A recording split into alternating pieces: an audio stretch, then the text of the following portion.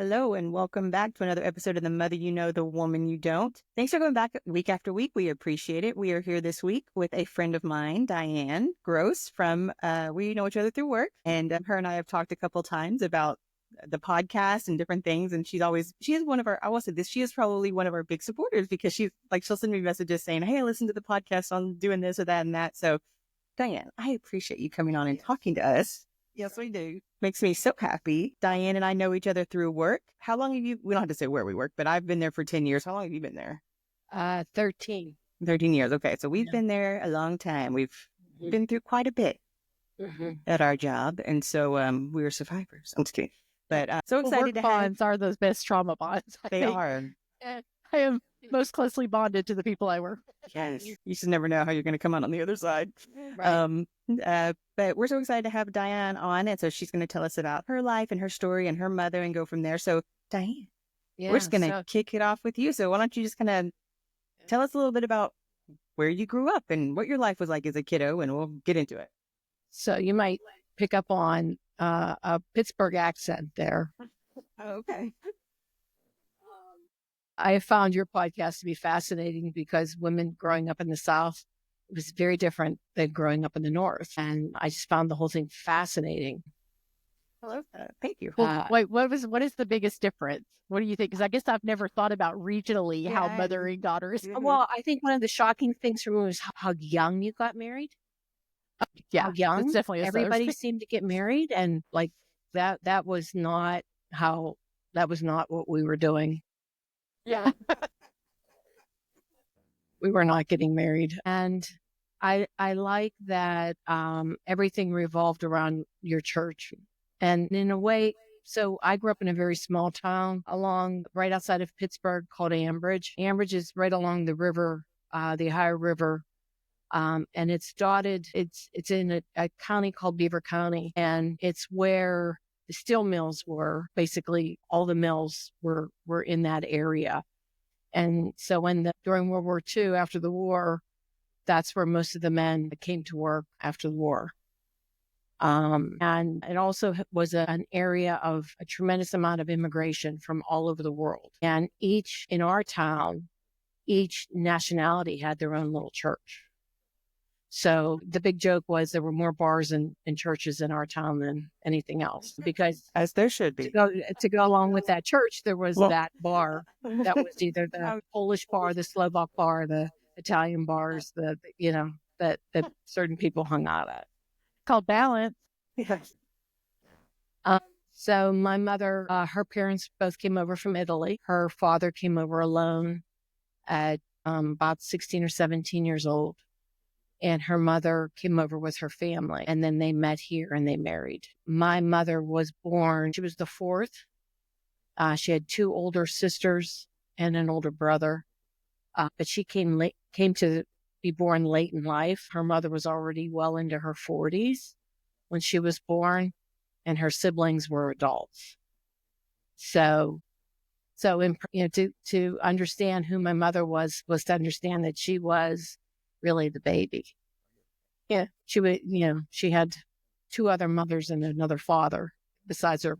They just babied her. She was Italian, and my father was Slovak.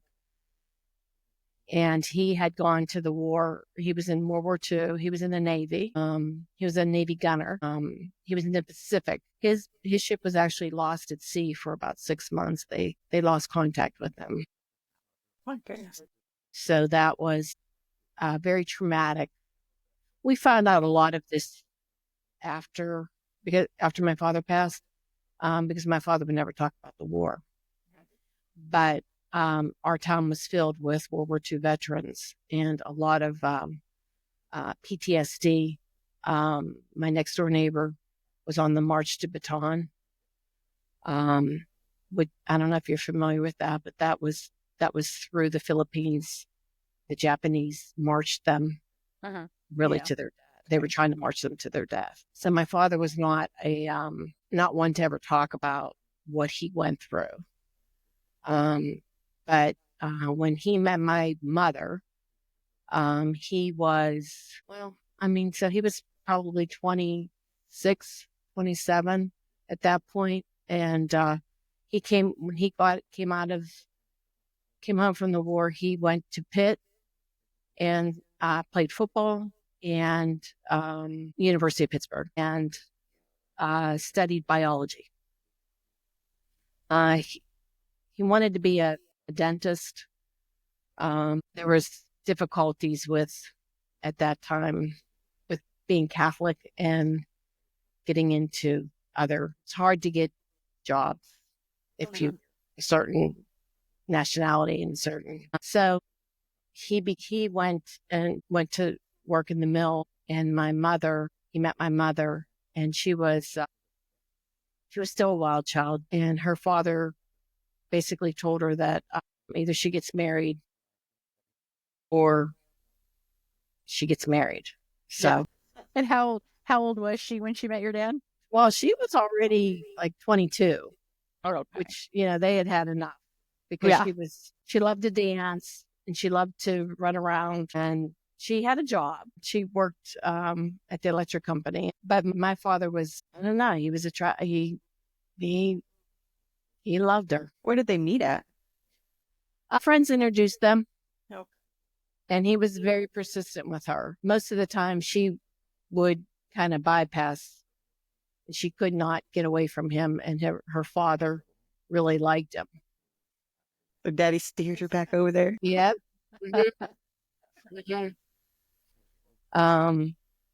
So they were married, and she was about 22 and he was about 27, and she became pregnant right away, and she was pregnant with twins, but they didn't know she was pregnant with twins, and she kept fighting with them that she thought she was having twins, but the way it was back then, that they didn't pay attention to you. And so she went into early labor, and she gave birth to my brother, and my other brother did not survive. Mm-hmm. So that was a very difficult way to start her marriage.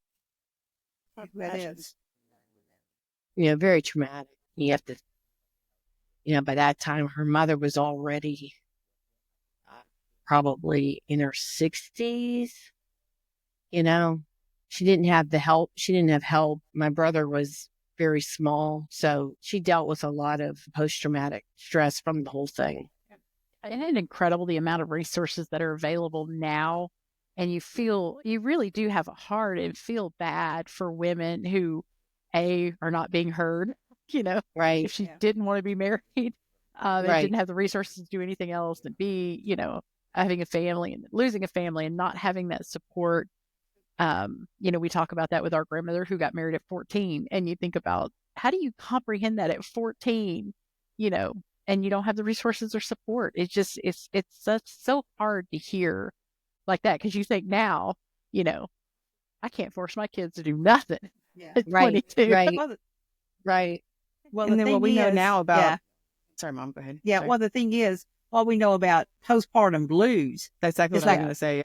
It's for real. It's a real thing. It's a real, genuine thing that people go through, but then we didn't know what to call it. It was just normal. We didn't know what to, but now we find out that it's tough to go through, especially if you're doing and then it by couple that with the yourself. loss of a child. Yeah. Oh yeah. Right. Oh yeah. Right. I was thinking about that. Just having one newborn is massively, Yeah. How would you, it makes me wonder, like, how do you celebrate the birth of your child while simultaneously mourning the loss of one? That's got to be a big emotional thing that your mom had to go through. My goodness. And terrified that she was going to lose him as well. Yes. Yeah. Well, so she wasn't super close to her mom. You said that she just wasn't. No, I found out years later that, so my grandmother died when I was probably 3 or 4, but the things that I remember, about her home and everything was just so, you weren't allowed to touch anything. Everything was covered in the plastic. I'd love to go to my dad's grandmother because it would be a free for all, and there was always soup and homemade bread, and she was just the opposite. It was more the merrier for her. Yeah. Where my Italian grandmother everything was a certain way. And my grandmother suffered from some type of depression. I found that out at some point as an adult. My mother mentioned that she went to bed at some point and didn't get up for a couple of months. And you're like, Mom, that sounds like a severe depression. Yeah. But, and again, the things they treated they it. didn't know. Yeah. Mm-hmm. So I don't think my mom really understood her mom, right? Yeah. So my mom had some girlfriends that helped her with raising my oldest brother in the beginning till she felt comfortable. And then my dad had sisters who were in the area as well. So my dad came from a big family. There were 8 of them. So we like big families here. Yeah. So big families are nice. Yeah, they are. Yeah. So, and then my mom had a baby every 2 years, all the way up to me. And how many were there total siblings? 6. Okay. There you go. Yeah. And where do you fall in that thing? I'm 5th. You're the 5th. Oh. And then 3 years later, my youngest brother was born. Okay. So how many girls and how many boys are that 6? I have 4 brothers and 1 sister. Okay. Boy heavy. It was chaotic. It was definitely boy heavy. Yeah. It was a very, very, very strong male culture in my house. Yeah. That you really had to learn how to stand up for yourself. And it was very helpful to have that,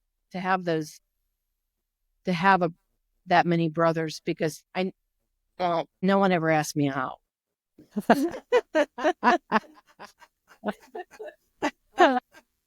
I had to go out with boys from other high schools because they didn't know.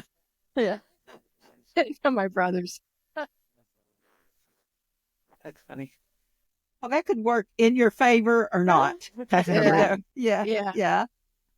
But they always had my back, for sure. So the brothers were all older than you? 3 of them. 3 of them were. Okay. Well, and then that's just enough. Yeah. My younger brother and I were very close. He and I we got a different version of our parents than the rest of them did. Yes. You hear that a lot. So my memories of my parents are more as people they were. Yeah. And sure. I think that's, you don't always get that opportunity. Yeah. That's one of the reasons we're doing this. You know, Dorcas started to get to know our mother more and wanting my daughters to know more, because they only know me as their overprotective, over pushy, over whatever mother. They needed to know the me that I don't want to parent anymore. Go live free. Right. Do whatever, because I really don't care. I only care because I had to. It's my job. The law said I had to care. Yeah. So what do you remember about your mom, as a mother? What was she like? You said you remember her as who she was, but what was she like as a mother growing up? So she was little. And I say that because we were all big people. I was 5'7" at that time, but she was this little dark-haired Italian, and we were all blue-eyed and blonde hair, except for my youngest brother's darker like her. But she was that typical looking, and she ruled the roost, as she needed to. I mean, you're dealing with teenage boys who are playing football, who are, out of hand. A lot of times, you were afraid of her. You didn't mess. Yeah, I think moms of boys are special people. Mm-hmm. You have to be. You have to be to keep everybody alive and functioning correctly. You have to be tough and part crazy, because they'll make you crazy real. Yeah, but she could guilt you into anything. Oh, sorry. Well, yeah. I mean, you hear those things about Italian guilt and your Italian mother guilt and things like that.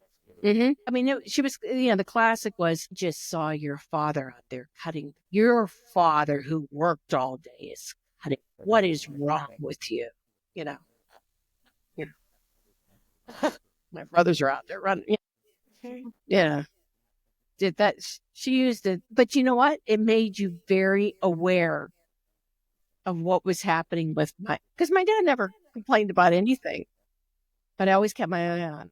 Like, is he doing too much? Should should I be stepping in? Should I be helping him? To keep it changed the way that you look at perception. I don't know, like it changed the way that you look at the world or the perception of it.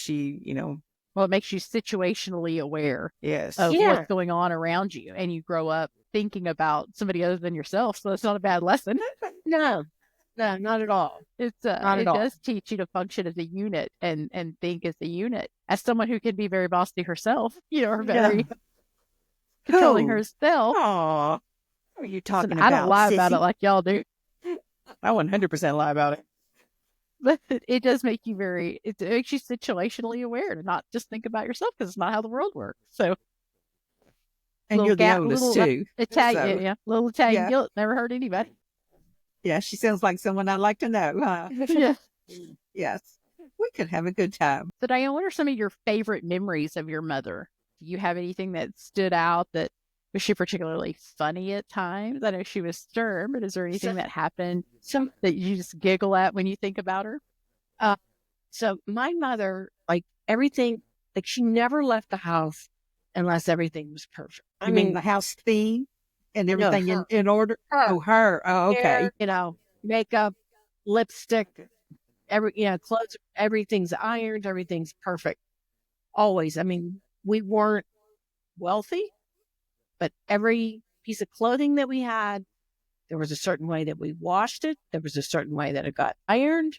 There was that we had to take care of our clothes, our shoes, our coats. Everything was kept in great condition. That's that our dress clothes were to be taken good care of. And so anytime you went anywhere with her, everything was just always put together. And I understood that mentality because when I went out to work myself after college, it was a time period when women were not readily accepted into the workforce. And so to have everything put together and look like you were put together and never let them see you sweat, that was what you had to do. And it works. Keeps you, if you look that way, then you feel that way. Does that make sense? Yes. Yeah, it helps you present just to the job you want. So one day I was bringing her back from my sister's house, and we were getting onto a highway, and it was in the middle of a snowstorm, and I hit something and got a flat tire. And I mean, I just started laughing immediately because I'm like, what are we going to do? Like, I don't know how to change a flat tire. Yeah. I know she doesn't know how to change a flat tire. I start laughing right away. And I get out and I go and I open up the thing like I know what I'm doing. She goes, so do you know how to change a tire? And I looked at her and I'm like, oh. She's like, well, what are you going to do? And I'm like, I don't know. I guess we're just going to have to wait and see what happens next. And a salt truck pulls up behind us, one of those big, giant salt trucks. And the guy gets out and he comes over to help us. And he can't figure out how to get the bolts off of the tire. Well, meanwhile, there was a cap over them. That's why he couldn't do it. He said, finally, he says, I'm going to take you back to your sister's house. So why don't you get into my truck? Well, I immediately, I'm laughing so hard that I'm crying because I can't wait to see my mother. This big, climb up. So I hop in and I turn around and I'm like, I can't wait. She's like, don't you laugh at me. And I'm like crying. I'm laughing so hard. I'm like, I can't wait. I can't wait to tell everybody that my mother climbed into a salt truck. of a stranger, no less. Oh, yeah. He thought we were nuts. Oh, So he drove us all the way back to my sister's, But that's funny. But we always had a good time. She loved to go shopping. We were taking my mother shopping all the way up until she was 94 years old. She loved to shop. She loved to buy shoes, and she loved to buy her tops and her pants, and everything had to be just so. And even when she was in assisted living, she was still dressing to the nines before she went to eat her lunch and her dinner. As she should. Yeah. Something too about that generation, because my grandmother was the same way. She was, when she died, we were pulling, 6-inch heels out of her closet. And I'm thinking, yesterday I nearly killed myself. Okay. Yeah. I nearly killed myself in DSW trying to decide between a 1/2 inch and a whole heel yesterday. So because I just prefer tennis shoes. Yeah. It's my preference. So isn't it funny that generation just, I don't know. Do you like that? Do you like to dress up? And do you think you get that from your mother? Or Oh, yeah, I like it. Yeah. You always look nice. Yeah. I like it. We all have it, I have to say. Yeah. Every one of we have the gene. We like nice clothes. But my oldest brother is the worst, I swear. I've been with him. He looks like your very Italian man. He always has everything just so. Yeah. I'm like, you're 70 years old. Okay. Yeah. Love it. Take it down a notch. Take it down. No, I think that we need to bring that back where they dress in like 3-piece suits and the little fedoros or those little whatever hats. That's what we need all day long, every day. All these men walking down streets of downtown Pittsburgh and downtown Houston looking like dress in a corset and a, fancy I don't leave dress. the house, so I wouldn't have to. But yeah, she had me wearing panty girdles and everything. I don't think I was 18 years old. Yeah. She had me already everything had to be all buttoned Tucked up. away. Yeah. Everything tucked away. Yeah. Yeah. I think I'd probably stop living if I had to wear a slip with something I know. Yeah. Just stop living. I would die. Yeah. Yeah. I can't remember what I did, but I had a like Spanx on, and it's like 2 weeks ago I had like Spanx on and we were doing something. And I looked at Dwayne and I said, I can't do this. Like, I'm just going to have to be all whatever, because I'm sweating and I can't. Shoot. So I really want to dress fancy. I do. I just can't. It gets harder. It's harder now. It really is. Yeah. That's what I said. Don't let my job think it's okay to be business casual, because that's my jam. It's business casual. Well, and then I find myself overthinking it. Yeah. I get invited somewhere and then I'm like, well, I have to have the right. And I get there and, I've spent all this time and effort thinking about what I was going to wear and how I was going to look. And I get there and I'm like, well, they look like they just rolled out of bed. Yeah. Well, that's not a terrible trait to get from your mama, though, to look nice and look presentable. Yeah. Because I look like this all day, every day. Mom's so cute because mom gets dressed to come in here. Like Dorcas is coming home from the office, so they look good. Like when I talked to mom like an hour and a half ago, she's like, I'm going to go take a shower and get dressed and put my makeup on for the podcast. And I'm like, I brushed my teeth and washed my face today, but I'm not wearing no makeup. And that's a good thing to have. Yeah. Do you like that part of, do you like that part of you? Do you like that you got that from your mom, or is it too much pressure? I never felt like it was pressure. What I did realize when I was raising my own daughters was that was less and less acceptable. Like I was getting my daughter ready for school in a school uniform, and I was fixing her hair and I was making sure everything was the way I got ready for school, everything was put together. We were put together before we went to school. We everything, shoes were tidy and neat. Yeah, tidy and neat. I went to work in the cafeteria and I saw these kids coming in and they look like they rolled out of bed. And no one's brushed their hair, no one's nothing, and their clothes are disheveled. And I thought, I am making her stand out and creating something that's not going to be acceptable. You know? Yeah.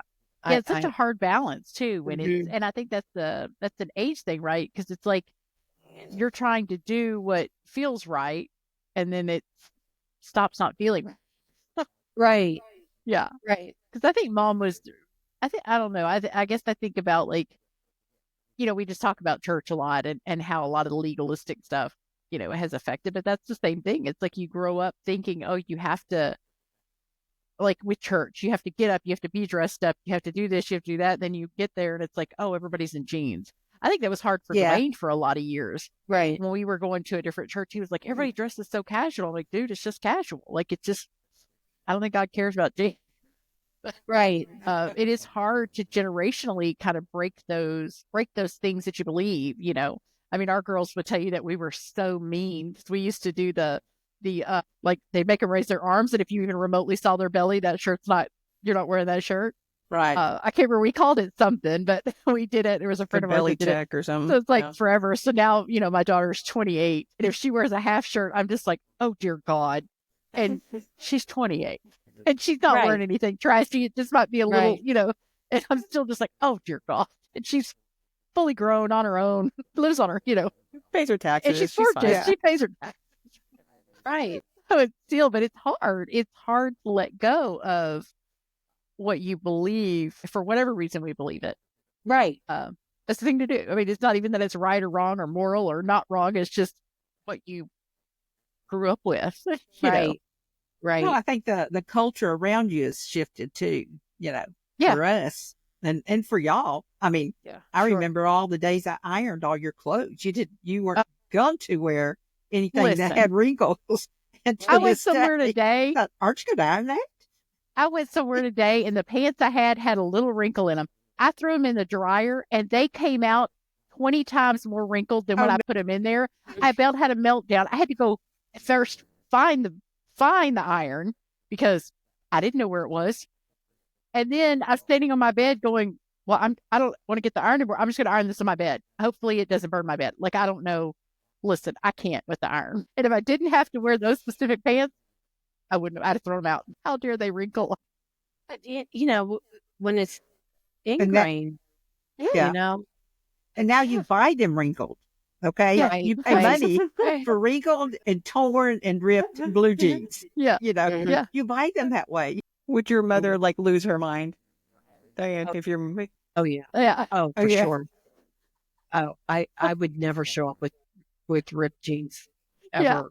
It's funny. I had a friend and her husband over this past weekend, and she had regular jeans on, but at the bottom, around the ankle, they were like tattered a little bit. So they looked like they'd been cut off. They were meant to be like that. And he did not stop ragging her about those jeans the entire time they were here because he kept going, looks like we can't afford pants. Looks like you got those out of the trash. Looks like you got them from that Goodwill. personal one day. Yeah, he was like, it looks like we don't work and can't afford pants. Thinking, they're cute, Jay. It's so funny because my husband and his best friend are older than I am. So there's a big generational thing there too, where I'm like, they're jeans, relax. Right. It's like you're sitting at our house. Yeah. Yeah, she's at our house. Not going anywhere. Oh, that's so funny. What other kind of stuff do you think that you got from your mom? Like Diane, any was she was she a cook? You know what? She was not. She didn't. There were certain things that she could make, right? But it was my father who really loved Italian cooking, even though he wasn't Italian. And so he was the one that learned all of the Italian dishes, and he loved to cook. And like she would do like Thanksgiving. I mean, everything she made was always very good. Mm-hmm. But she never got the enjoyment out of cooking that my father did. Yeah. My father loved to eat and he loved to cook, and that I have to say has been like a big. All of my siblings, we all cook. Yeah. We just love. I mean, At any given time, you could show up at my house and I could feed 10 people. Oh, okay. That is an invitation, Diane. Yeah. It was like, you're my people. Yeah. I don't know how not to feed 10 people. Yeah. See, neither do we. See, yeah. I grew up cooking we had a big family. So even today, when I cook spaghetti, it's like enough for 10 people. Mm-hmm. And so it's hard. I still hadn't learned how to cook for 2, so that's not a bad thing. And we all, as we came home from school, as we got older, had to start dinner because then our parents came home later. There wasn't anybody home when we came home from school. So my dad came home like at 4:30, and then my mother came home an hour later, and he wanted to eat as soon as she came in. So we had to get everything started and have it ready so that by the time he came in, he would finish up and I was ready to go when she came out. So my mom went back to work when my brothers were getting ready to go to college. And so she first started out waitressing at a exclusive country club. And she did that for a few years and then put herself through night school to learn shorthand and took all the classes. And eventually she became a executive secretary for quality control when I was in high school and college for a nuclear power plant that was being built near where we lived. And she was a big deal. Yeah. She was like the original. They assigned her to the most difficult engineer there was. He was he was from England, and she would tell stories about him, but she kept him under control. Yeah, she sounds like she'd be able to. Especially at a time when I would imagine, like, what are we talking, like the 70s or when? Yeah, when was this would have been like, late 70s. Okay. Yeah, especially because I would imagine that, like, I would imagine at that time women were still probably a lot of like seen and not heard. Oh yeah, you're in a man's world, especially like in a nuclear. Like we know what it's like to work in a man's world like that. And the way you talk about your mother, I would imagine she probably kept him in check too. Yeah. Well, she didn't put up with his. He was very volatile. I remember I guess he was a chain smoker. When she would talk about it, he was a chain smoker, and he would get himself so wrapped up. He'd be yelling and screaming at somebody, and he'd like flip himself over in his chair. Serves you right. And men were afraid of him, and she would just like go in there and like, get him back in line, and she just didn't put up with it from him. Yeah. So do you feel like you have some of her qualities like that? Do you feel like you strong professionally? Yeah, professionally. Well, so because I watched her do that, I assumed that that's what you do.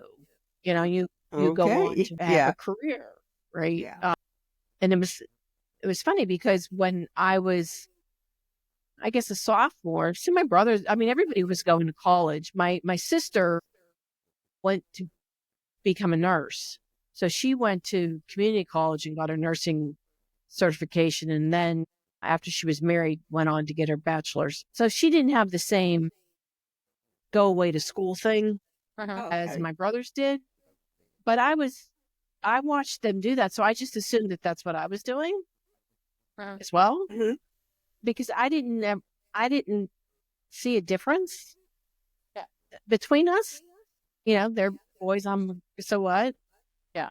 So I remember my dad, "Are you going to college?" I said, "Yeah, I'm going to college." And he said, "Oh, okay. Well, what are you going to?" "Well, I don't know. I'll figure that out." And I remember my mom wanted me to become an executive secretary. And I was like, absolutely not. Study business? Absolutely not. Become a nurse? Oh, no. Definitely not. So obviously, I was always compared to my sister. And my sister was the rule follower, the good one. I was one, like, knock this off my shoulder. Go ahead. Yeah. Yeah. Yeah. I dare you. I would take them all on. And to this day, my brothers are afraid of me. Yeah. Like, that's good. To me, that was my way of survival. So you're tough. Well, I can be tougher than you. Yeah, they're just a little unsure of exactly what is she going to do. She could be crazy. You got to keep them guessing. Yep. Mm-hmm. Yeah. But so I just always assumed that there was more for me in the world. Yeah. Where did you end up going to college?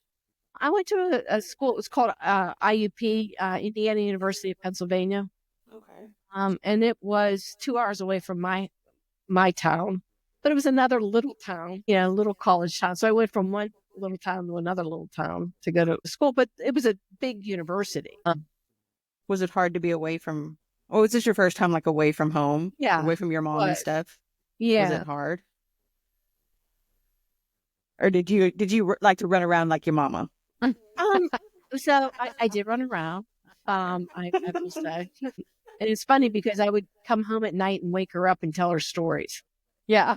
You would drive 2 hours home to tell her things? I would tell her, even when, if I was home on break and I went out and something went down, I'd come home and I'd I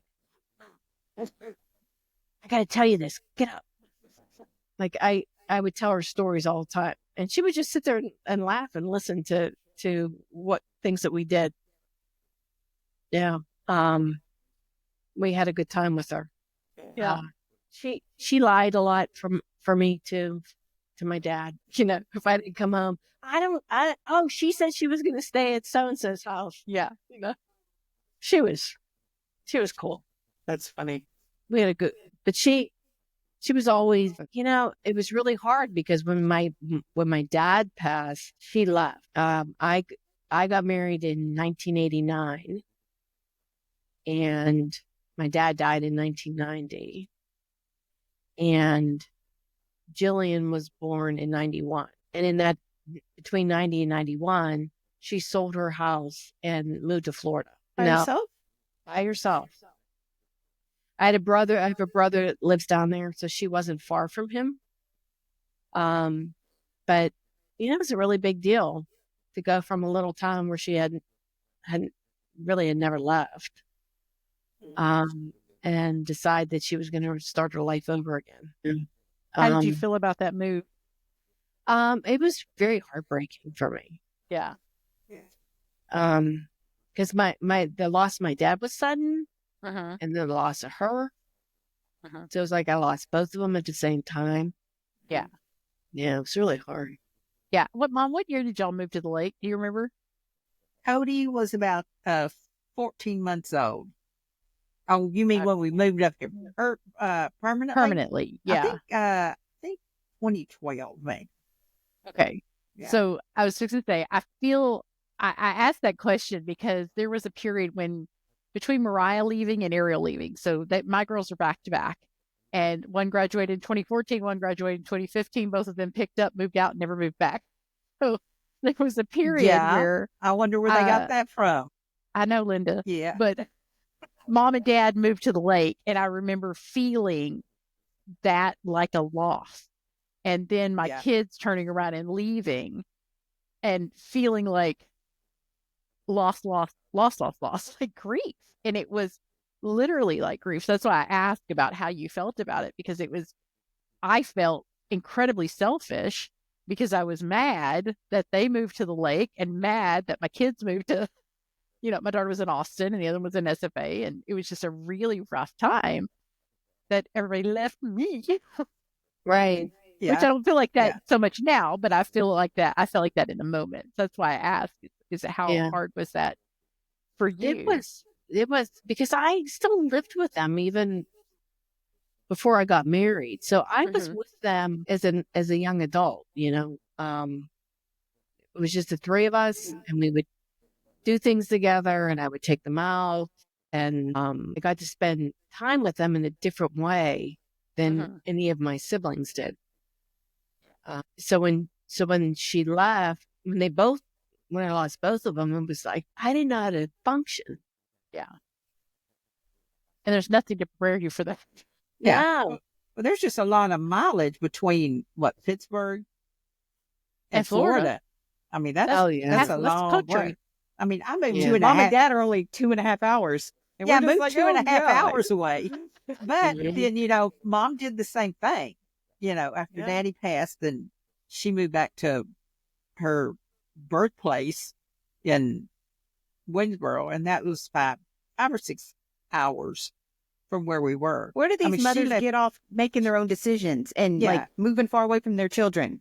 She left all of us. Yeah. She left all 11 kids. It's your turn. So I guess at some point you think, well, I'm going to go live my life. But still, I think what I've realized is that because we go live our life and, left Mom and Dad, I moved out, had kids, got married, and, never once looked back and thought, whatever. It's just that your brain says, oh, they're just going to be right here because that's their job, is to be right here. Yeah.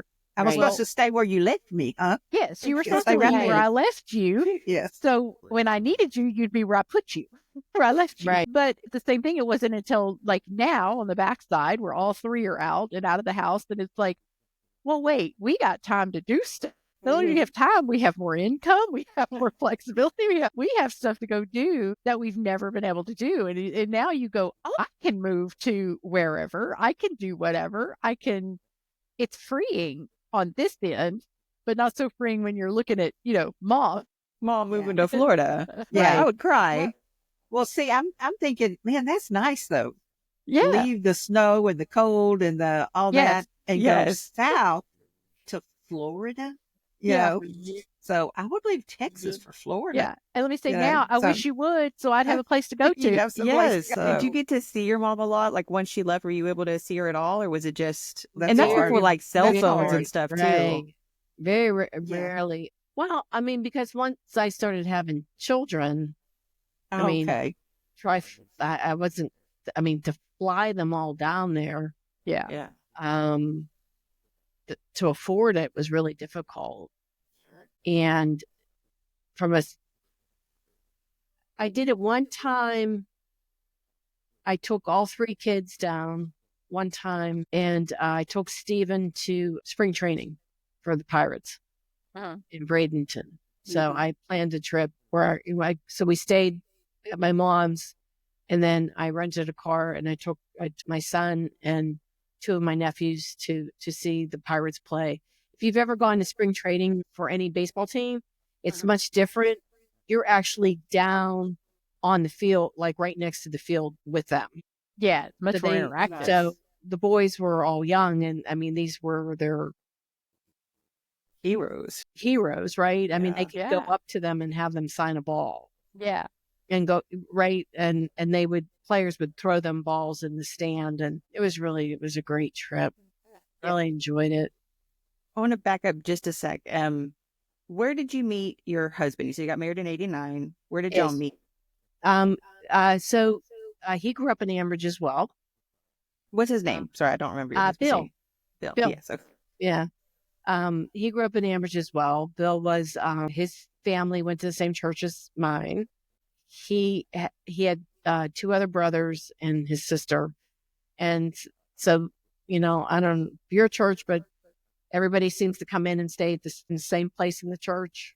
Oh, yeah. Very territorial. Yes. Very territorial. Yeah. Right. Well, so watching my husband come into church was like the highlight of everybody's day. Yeah. My husband was 6'2" and beautiful. And, you just waited for Christmas when he was going to have his suit on, Love it.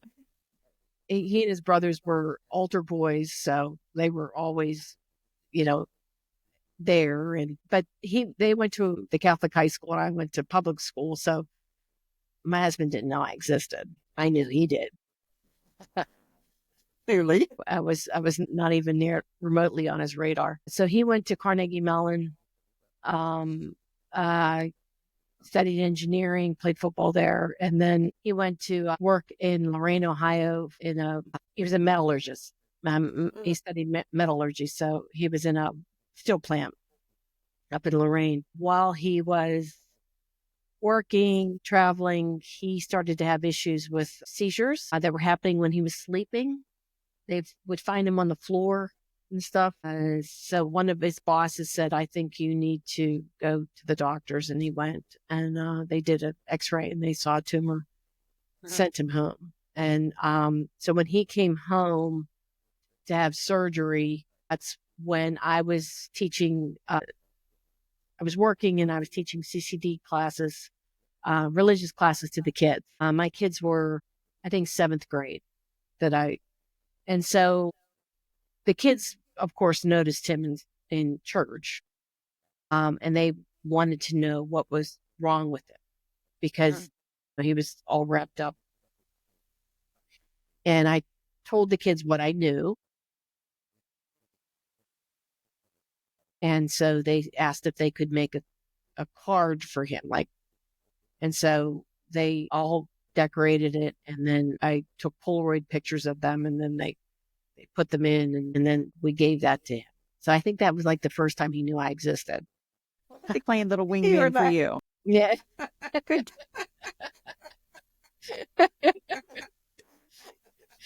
Yeah. Oh, well, it worked. Yes, it did.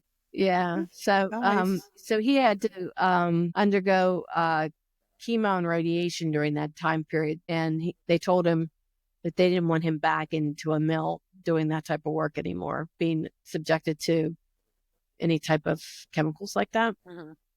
So he went back to school and got a teaching certificate in physics and mathematics while he was undergoing his treatments. And treatments back then were very aggressive.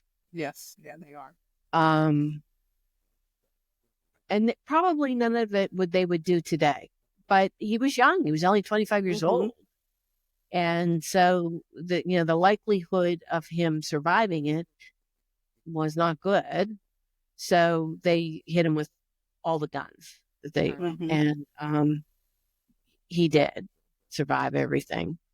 He ended up with it just being a calcified mass. Like they removed most of it, but there was still part of it that was left in there. And so during that time period, he got his certification and he began to teach. But I ran into him in the city when he was catching a bus, and I jumped in front of him and subtly said, "Hi, Bill. What are you doing here?" Yeah.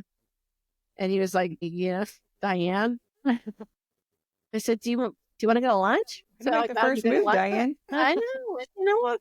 Like, sometimes you can't wait for these men. You just got to get it going. No. So I got him to go to lunch with me and he talked to me. We talked about all kinds of things, about what he was doing. But anyway, we got on the subject of hockey. And then he said he went to the hockey games all the time. And I was like, "Oh, I've never been to a hockey game." Subtle. And he was like, "Well, if I have tickets, I'll invite you." I'm like, "Okay." Well, 4 months later, he called me. I mean, I was like mortified. I was like, "Oh my gosh!" I like threw myself at this guy. I have to see him every week. My mother was like, "Just keep your head down, okay? Don't look at it. Don't look at it. Yeah. Don't look at it. Don't make eye contact. Don't make eye contact. You did your best, Diane." But 4 months later, he finally called me and said he had hockey tickets. And I was like, "Oh, so you couldn't call for any other reason but the hockey tickets?" I do like, breathing too, socializing.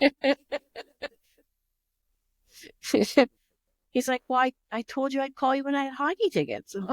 Yeah, all right. That is such a man thing to say. Like, baby angel. Okay. And that's what my life was like with him. Very.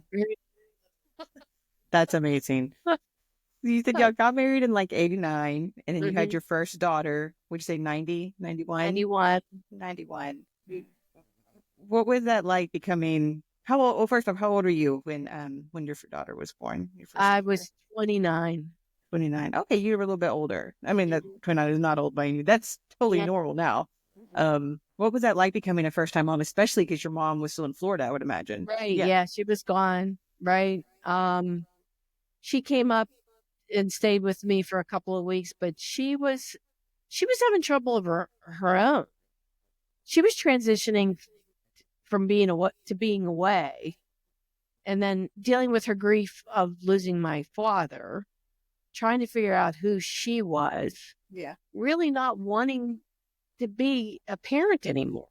I mean, that, I don't know. It's unfortunately, but that's just, that was just part of her way of dealing with her grief was, Yes. I can't be that anymore.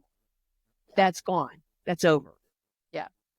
That part of my life is over. So she was that hard? Like when you think about grandparents, was she involved with your kids growing up or just not really? She just kind of distant? 19 grandchildren. That's a lot. My goodness. 19. Yeah. Some more than others. She was very close with my first. Yeah. With Jillian. And I think Jillian was the one that she saw Jillian born. Mm-hmm. That was the only one that she ever saw get born. So she was very close to Jillian. And then she came when Stephen was born. And then she came up for Felice, but she didn't come for very long. She was just there for a little bit. But she wasn't as the kids got older, she was closer to certain grandchildren more than others. She just you just had to meet her where she was at that point. Yeah. Yeah. Does that make sense? Yeah, it does. I would kind of lock horns about because my sister wanted her to be a traditional grandmother. Mm-hmm. And how could she not be involved in her grandchildren? How could she not? Why wouldn't she want to see all this and being part of all this of our children? And for me, it was like, I don't know, because that's just not who she is now. Yeah. I mean, I just saw her differently. Yeah. Well, I think we do. I think we do get to see, because I think there were, I don't know, I'm trying to think if we dealt with the same type of thing, but I feel like, I don't know, Mom was always close with our kids. Maybe James feels differently about his boys, but I always felt like y'all are really close with my kids. And maybe it'll be different for Lydia's kids. I guess it'll be different because y'all were always here. Yeah, we were there close to you and with you and by you. Yeah. And involved in y'all's life. And and with James's too, as long as we were there, but we're not there anymore. Yeah. So I think what Diane said is right. It's hard to do. It is. Yeah. And you look at things differently, because we've talked before, me and Dorcas perceive things very differently. We'll look at the same situation and think about it differently and think about all the stuff that I would imagine too, Diana. Like you said, you just look at the situation, you see it this way and but you and your sister are raised the same, but you look at things very, very differently. Yes. And that would be really hard to want that great. Because I know people like this who want different relations. They want their parents to have different kind of grandparent relations with their children, and you're just not going to get them where you want them to be. At this point, you're not changing them. They are either set in their ways, and you hear people say people are the kind of grandparents they are based on how they were as parents. There was a whole bunch of discussion one time on TikTok about the grandparents who are really, really involved in their grandkids' lives loved being parents. And the grandparents who are a little less involved, maybe they didn't mean they didn't love their children, but maybe they didn't love being parents. They didn't love doing the parenting thing and all that kind of stuff. You can still love your kids, but be like, I don't want to have to parent anymore. And, I think you can go either way, and people are either really passionate about their parents being that way, or they're just like you and they're just like, it is what it is. And, you just got to let them do their thing. I mean, do you have grandbabies yet? I just have a grandson. Yes. You have a grandson. Are you? She brought him home, on Saturday. You have my daughter's baby? Here. So just now? He's new. He's 3 months old. Oh my goodness. Yeah. He's great. What kind of grandma are you, Diane? And no judgment either way. I'm just so she lives in Baltimore, so I can't. And I told her that from the beginning. And I told her husband, I'm like, if you're near me, I will be there. Yeah. But if you're far, I can't just drop what I'm doing and be there. And until you have a child, you don't realize what I'm saying. Yeah. You know, that, gosh, Mom, I just want you to be here for a minute, while I do this, but I can't. Yeah. And I think that was also what's harder for us, is that, like, Mom grew up in the same area that she went to high school with. I went to the same high school my mother did. I grew up in the same area as my mother did. We moved to Humble, but we were not far from my mother. And you grew up close, in the same area as her mother and things like that. So it was very traditionally right here. Whereas, like, now, like, I've got one in Denver, I've got one in Humble, I've got one down the street. Like, it's really hard to be, as a mom, all the same person. Like, you can't be the same person. If Mariah and James stay in Denver and have children, it stresses me to know, because when she told me, they're not married yet, but when she told me, Mom, I'm going to Denver, my first immediate thought was, oh my God, my grandchild is going to be in another state. This is the child who's not married, who is not interested in having kids at the foreseeable future at all. Like, she'll be 30 something before she has kids. And so it's like, but that's my immediate thought, because my life is in the same town as my mother, raising my kids, and I want to be with my grandkids. Now I feel that's 2 years ago. So I feel differently now, like, whatever. But my immediate, it was not, I'm going to miss you. Why are you? It was, oh my God, the grandchildren I don't even have yet are not going to be here. And that was my immediate. But the reality is they very well may have children in Denver. And, my son lives here with us. So I had all three of them, but I didn't have any. Bill's parents were not too far. They were much older. Yeah. And there was only so much they could do for me. And they were fabulous. Don't get me wrong. Bill's parents they adored my kids. Yeah. They were great grandparents. But I didn't have a safety net. So I didn't work. Yeah. We needed the money, but there was just no way that I could take care of all three of them and deal with my husband's health issues. Yeah. Like, he couldn't help me. So I stayed home, and took care of them until they were school age. You like being a stay-at-home mom, though? In school. Did you like being a stay-at-home mom? I loved it. I did. I wish that we had some money. I Samesies, I did the same thing. Yeah. I did the same thing. Yeah, I was home for 10, 11 years with my kids. Yeah. It was amazing how you could, budget down to $40 a month, right? Incredible. But you know what? They didn't know any differently. And that's what I would tell myself. They don't know. You definitely don't know. And I want to be, I don't know that I'll be the grandmother that she was, because Mom didn't work. I think you were already done working by the time the kids come around, and she was just there and involved and plugged in, and would go build a fort with the boys, and, just plugged in. And it's like, I'm the opposite. I stayed home, but now I'm working. And it's like, I plan on working in, legit job that pays really well, and, that you're giving 50, 60 hours a week to for the next 10 or 15 years. So I won't be that in your You won't be picking them up for after school then, huh? Yeah, I won't be picking them after school care. I won't be taking them here. Taking them, I'll take vacation, and I want to have camp. I want to do a camp once a year. I've thought that, but I won't be doing it every day, because I really legit like working now, and it's where I want to be. So it is going to be hard to be the same grandmother that you were mother, Because Diane, like, when did you go back to work? Like, whenever the kids were a certain age, or? Yeah, Felice, my youngest was first grade. Yeah. So you went back into the career force, like, and just started your career over at that. Yeah. I had kept in touch with people that I had worked with in the past. So I told them that I needed to start getting back into working, because it was just getting too hard. Yeah. Like financially too hard, or? Financially hard. My husband was was struggling.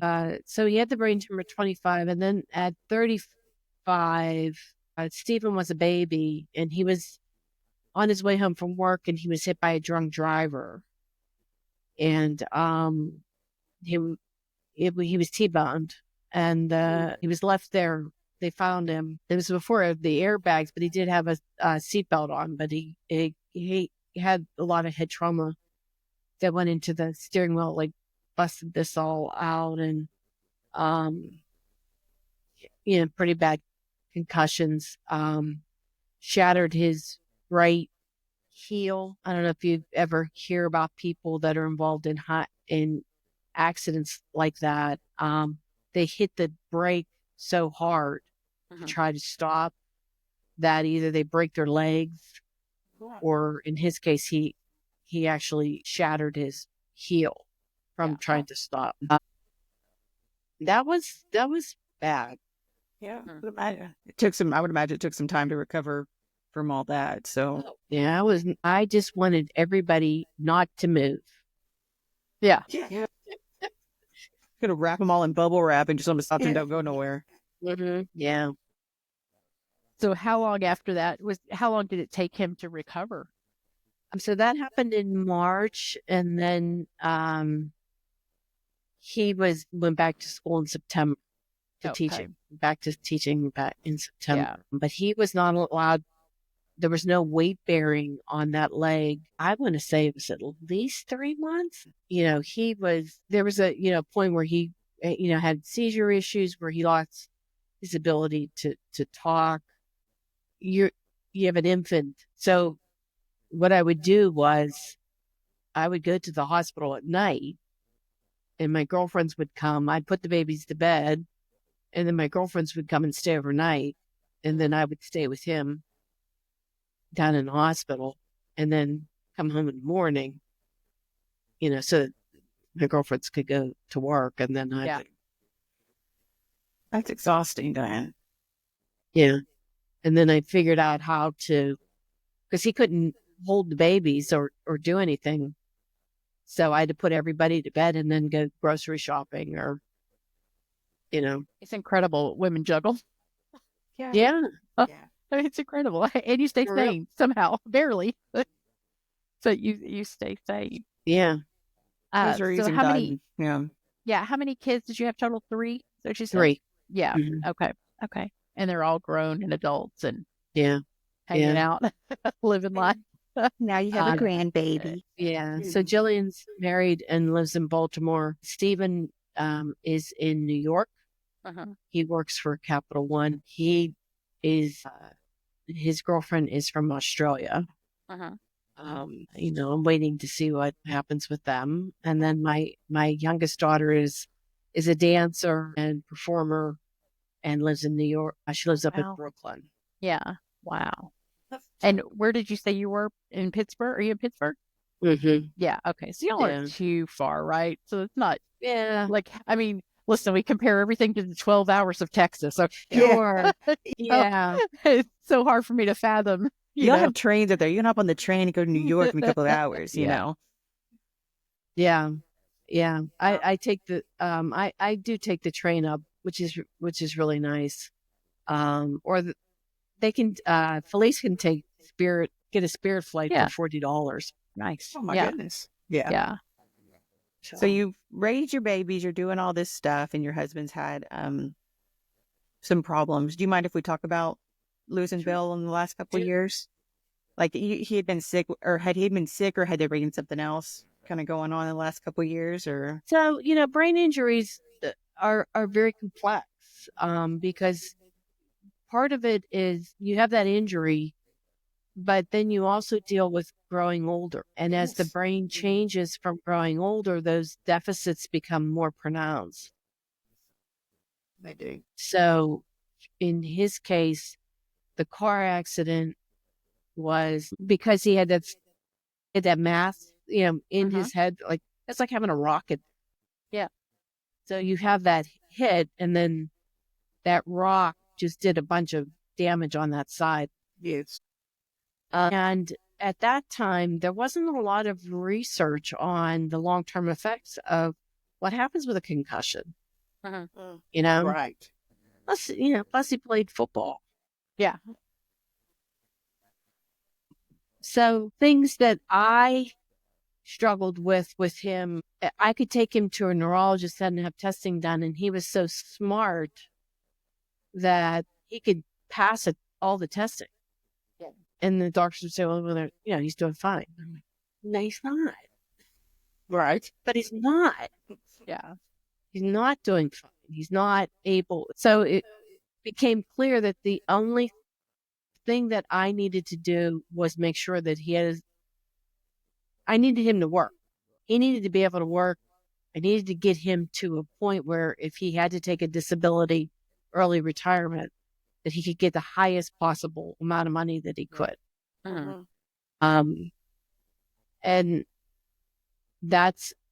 And then as I got closer to Jillian going to college, going to even entering high school, then I really needed to work, like have a good job to try to offset some of the expense of it all. Yeah. So was he able to ever recover fully and go back to work and so he did from the he? car accident go back, and then like I said, it was probably a couple years, maybe about 5 years later, he really just wasn't doing well, and that's when I decided to move the family closer to where my sister lives. Because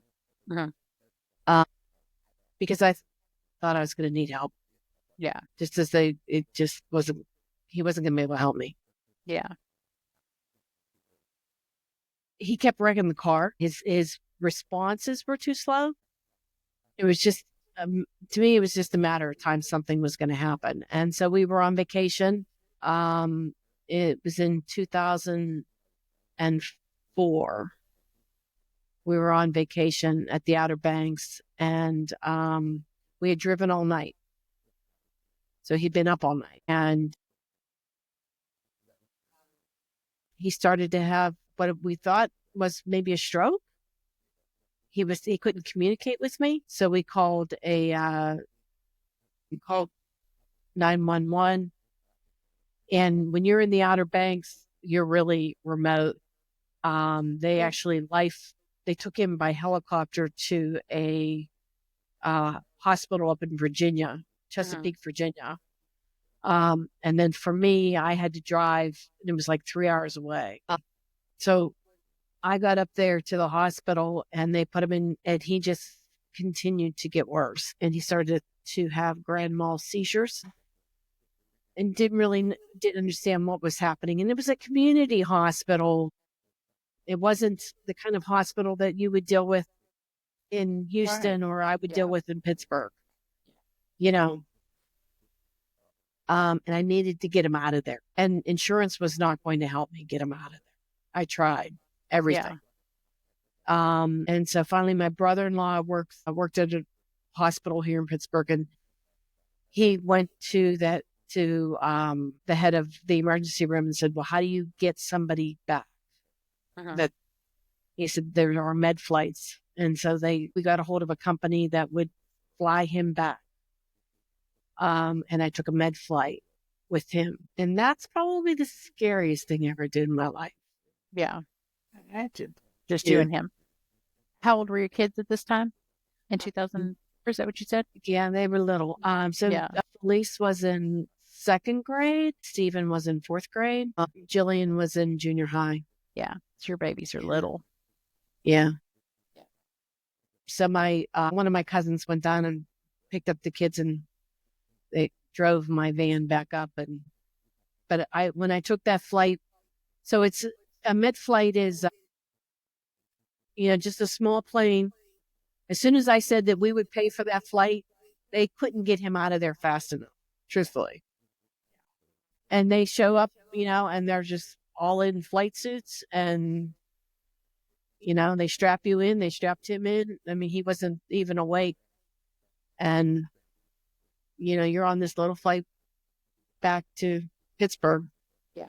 And then from there, I landed at the county airport, and by ambulance, we we came right into AGH Hospital, Allegheny General Hospital, and they were waiting for him there.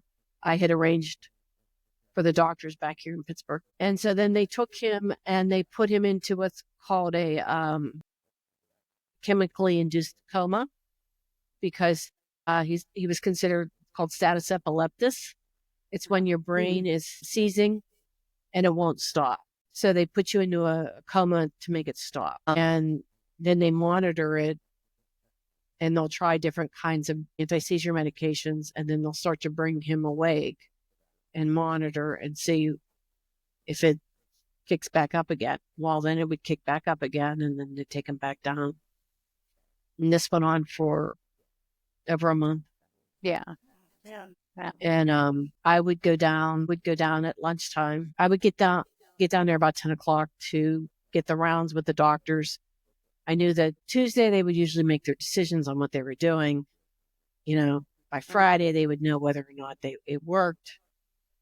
If it didn't work, they would put him back under. By the time we were done, he was, maybe 130, maybe 135 pounds. Yeah. I mean, this was a man who was 200 pounds. He looked like he survived a concentration camp. That's how. Yeah. Like he's tall and thin, and everything starts to. Yeah. And so they finally found a combination of drugs that worked. So they started to try to wake him up, and he didn't want to wake up. And so they called me and they said, "You need to come in because we don't know what's going on, but you have to be ready." And I will tell you that that's the time that I could say that God told me, it's up to me. What did I want? Because I think I felt like Bill knew where he was, knew how bad he was. I don't think he wanted to come back. And I was like, and yet, could I have dealt with it? Yeah. Sure. Yeah. Could my kids? Absolutely not. Absolutely not. And I went down there, and he's in a ICU unit, neurology patients. His mom and dad are there, and they're in their 80s by that point, and they're like patting his hand, Yeah. And I get in there.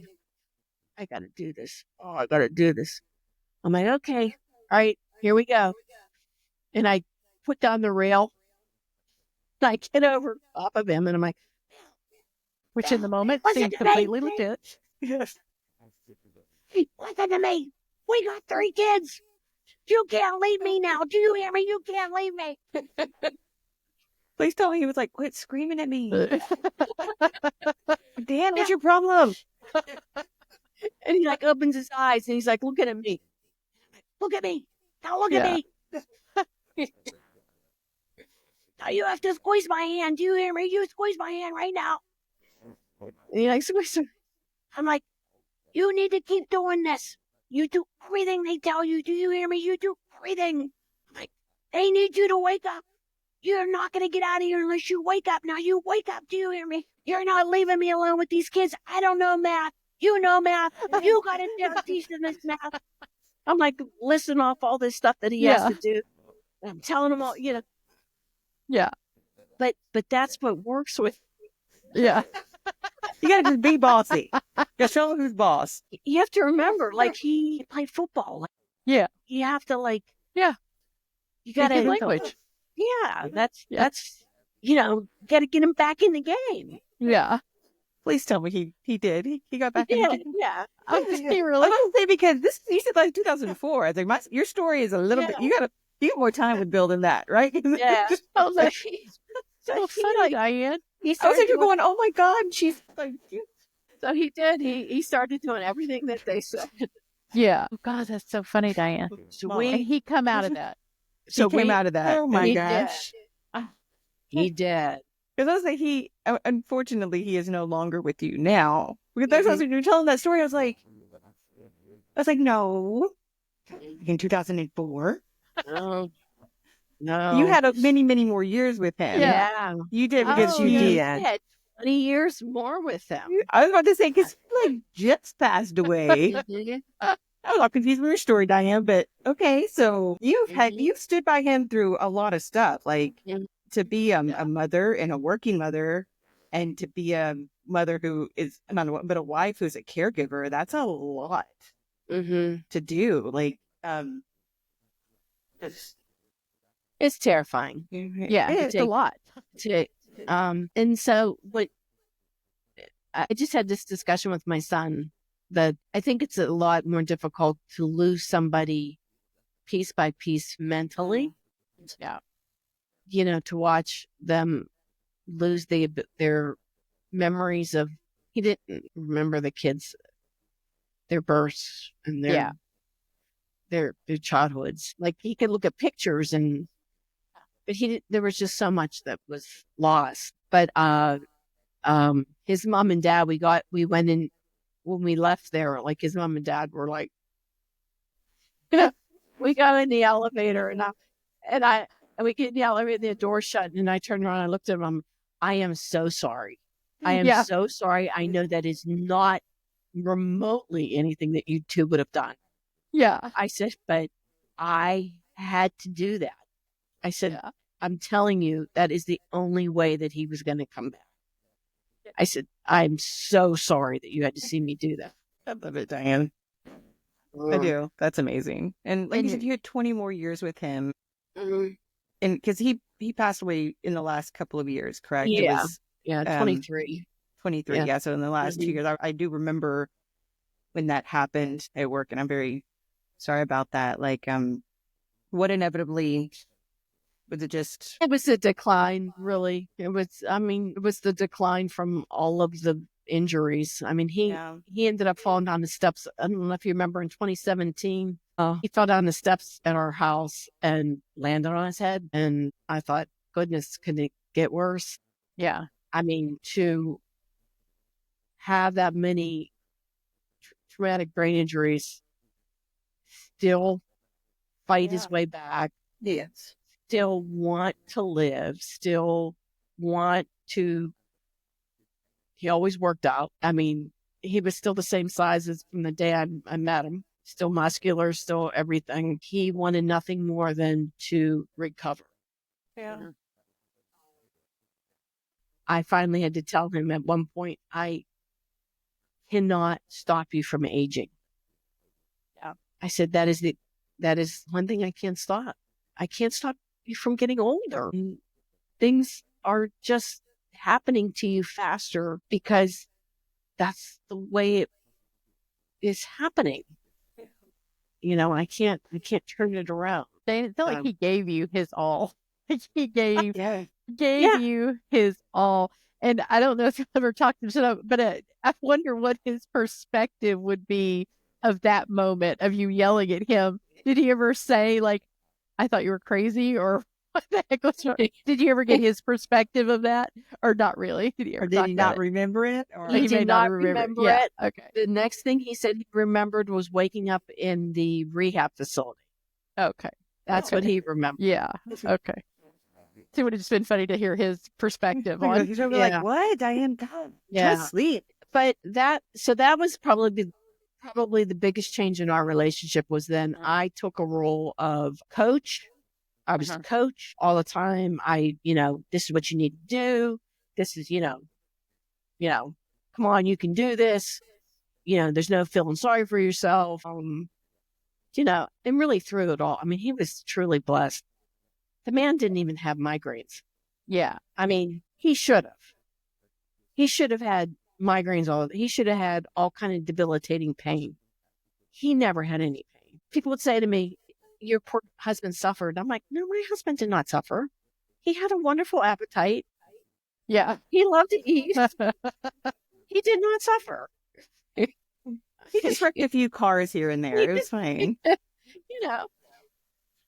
I mean, he didn't have a physical, everything just didn't work anymore. He said that eventually he ended up having a stroke. Which from all the radiation, you develop vascular issues in your. So, and how old was he when he passed?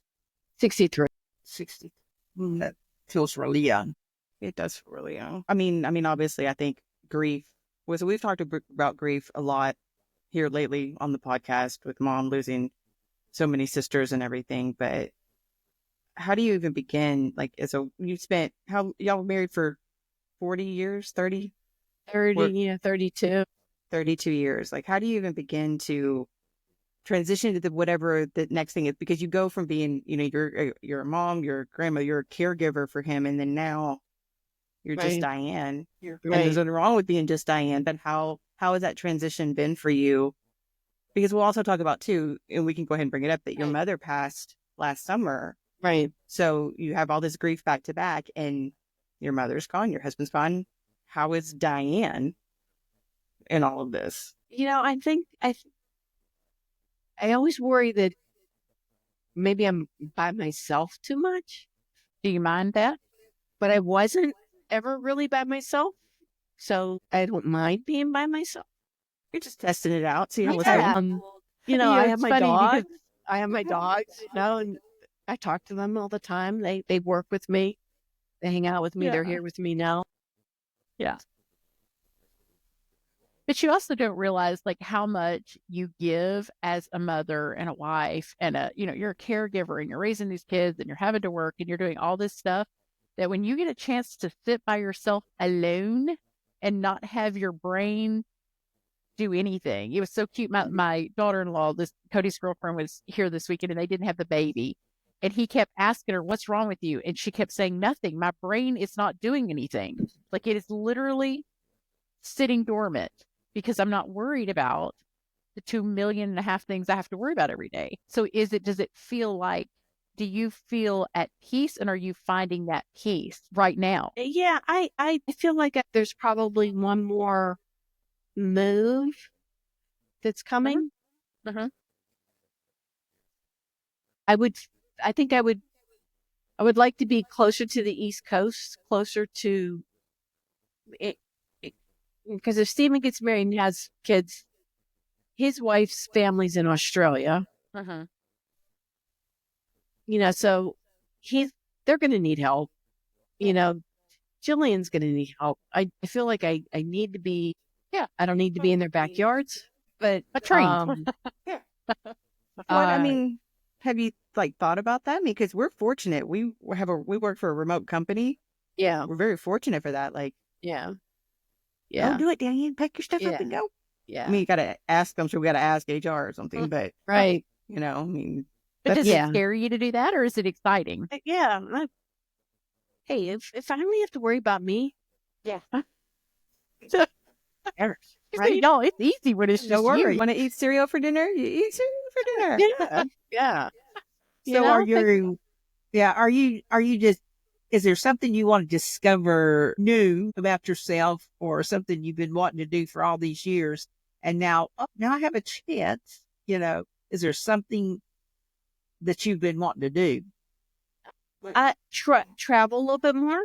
Yeah. Because I really wasn't able to, and with very easily, because somebody had to stay with my husband if I left. So I'm going to Italy this summer. Oh, nice. That's nice. With one of my friends. Yeah. That's a good jump. That's a good kicking off. Have you ever been to Italy? No. Oh, that's where your roots are. That's where. Do it, girl. That's nice. Yeah. Bill's best friend, he and his wife own a home there, and he is surprising his wife with a surprise anniversary party, and he invited all these people to come. And he's called me and he said, "I have 90 people coming to this little town in Italy, this little town, like 100 people. So it'll be fun." Yeah. So I asked one of my Nice. girls if they wanted to go, and she said, Yeah. she should go. Yeah. And we'll go there, and then we'll spend a couple days in Rome and then come back. Well, that sounds lovely. Yeah. And then, I've gone on vacation last summer and this summer again with all the kids. We really weren't able to even go on vacation. Yeah. Yeah. Because Bill couldn't really travel. Yeah. So, yeah, just a little more And Stephen has invited me up to New York a couple of times now to spend time with him and his girlfriend. And yeah, I've really enjoyed that. Yeah. How are you doing after the loss of your mother last summer? Mm-hmm. So my mom's was a really interesting transition. So my mom was very mentally clear, and then all of a sudden one day she wasn't. Uh-huh. And it happened so fast like that. She was getting her hair done she was in assisted living and she was getting her hair done, and she was looking for her keys to go home. Of course, she didn't have a car, and she didn't have her phone. And she had the woman call me from the beauty salon, and my mother gets on the phone and she's like, Diane, I cannot find my keys. I don't know how I'm going to get home. I'm like, Mom, you don't have a car. Yeah. And she's like, what do you mean I don't have a car? I'm like, Mom, you live there. She's like, do you have proof of this? Yeah, walk out the door and turn left. You're there. Yeah. I was like, can you put your friend back on the phone? Yeah. Yeah. And I said, how long has she been like this? She goes, well, I don't even remember her being like this. I said, she's not like this. Yeah.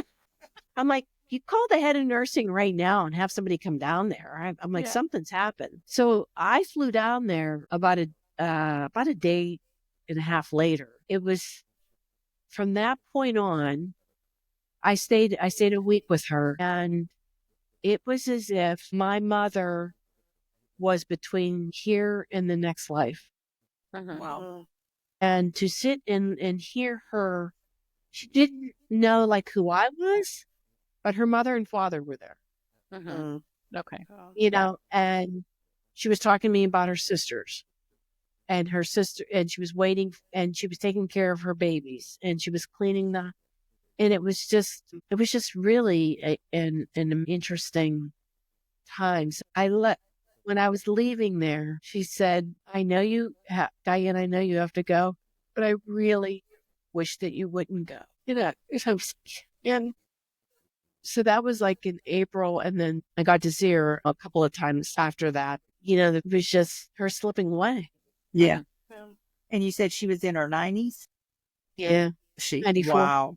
94. I love that she's still getting her hair did. Yeah. It's a testament to who you said she was.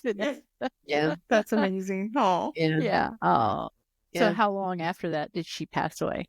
It was just a couple of months. Yeah. Yeah. But like her relationship with her mother and father, like she spoke of that like they were there. Uh-huh. Which was really comforting. And then at other times she would say, well, I know that they're there. You'd be like, yeah. And then she said to me, I said, well, something about my dad. And she said, I think your father left me. She said, because he just hasn't been around at all. Yeah. And I said, but Mom, he sent me here. I said, he sent me down here to make sure that you were okay. And she looked at me, did? And I said, yes. Yeah. Oh, okay. I feel so much better now. I'm like, yeah. I'm like, don't worry. I said, he knows. Yeah. I love that you could give her that. But she was never afraid. She never was angry, or she was never any of those. She just quietly was stepping with everybody else. That's all. Yeah. I mean, I really feel like it's just like this curtain. Yeah. Yeah. That we get little glimpses. Yeah. Yeah. I know hospice talks about a transition. I was reading some things with my sister and her husband, and it was about you start seeing them transition. And I didn't quite understand that at the moment, but then it seems so. Yeah, it does. So, and that's really what you want. You want them to feel everybody that they've want. Yeah. Yeah. Like, even like my husband was only in hospice for a couple of days, But, we wanted that transition to be peaceful. Yeah. Not stressful and not scary, I guess. Yeah. Right. I think Psalms 23 talks about just passing through a shadow, a shadow of death. It's, and shadows don't harm you, Right. So when the Lord will walk you through those shadows, that shadow of death. So that's comforting, So I think so. Well, Diane, as you've entering this new phase in your life and you've got your children and your grandchildren and you're dealing with your loss in this couple of years, when it's all said and done, what is it that you want your legacy to be for your children and for your grandchildren and for who you are? So when I went through all this with Bill, people would say, well, how do you, I don't know, how do you know how to deal with all that? And I said, I would think about like, well, how would my mother handle it? How would my father handle it? I would think back to the scary things that they had to deal with. I always felt like they were strong and of faith. And I could rely on it. So when I have gone through this, and anyone who's witnessed it, I want them to walk away saying that I can do it. I can do what she did, Yeah, you're definitely putting perspective. And I was thinking earlier about when you were saying what your parents, your dad, the war, college, football, job, blah, blah, blah. And you're thinking, golly, people did so much more back then in their span, know, and then your mom and you're thinking, and then I'm thinking, dog, you've been through all this where you've managed kids, you've dealt with death, you've been through so much. So, and there is a incredible strength in that it I guess just hearing this story for me, it sits there and it goes, okay, whatever's in your future, you can do this. You can hold it together, or you hope that. And that's what I guess part of why we want to tell these stories is that we want people to hear them and hear and know that, bad stuff happens. Life is hard. Bad stuff happens. Absolutely. It does. It just happens. Yeah. And you always can choose how you walk through it. And sometimes it sucks and you don't get through it and you have to lay down a couple of days, but you got to get up and take care of your kids and take care of your husband and take care of your mother. And, I think that's and sometimes you need to get in your husband's face and scream at him. Yeah. You have to be a coach. But I remember there were days where I'd be like, I really, really just need to cry. Yeah. You're like, okay, I'll do that later.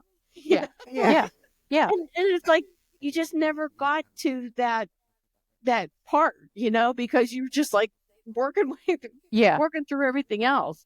Yeah. Diane, you have permission to cry. If you need to cry, just go cry, girl. Go cry. Yeah. And that for you listeners too. If you need to cry, just have a good cry. Yeah. It's fine.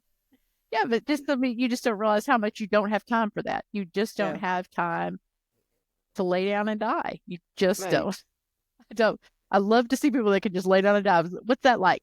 Can you tell me? I can't lay down and die. I'm sorry. I'm dying.